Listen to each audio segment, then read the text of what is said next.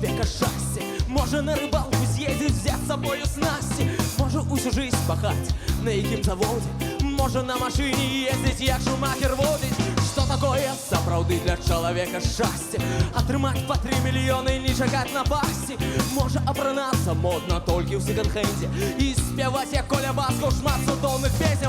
Ой, моє, ви людці, ніхто не принесе нам щастя на блюдці. Ніхто не обіцяє, що буде допомога, як тільки тривога, дик сразу до Бога.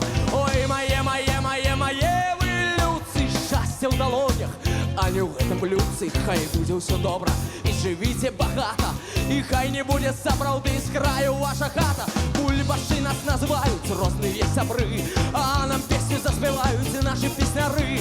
Хай не будет жарко шкварка, что потребно нам, а у житті все буде добре, а не на словах. Мару жить у розных странах навіть не хочу, а може так і треба жити, як тепер живу. Ганоритесь, белорусы, наш менталітет, хай не буде сапраўды он як велосипед. Ой, моє, ви людці, ніхто не принесе нам щастя на блюдці. Ніхто не обіцяє, що буде допомога, як тільки тривога, дик сразу до Бога. Ой, моє, ви людці, щастя в долонях, а не в этом блюдце. Хай буде все добре і живіте багато, і хай не буде сапраўды з краю ваша хата.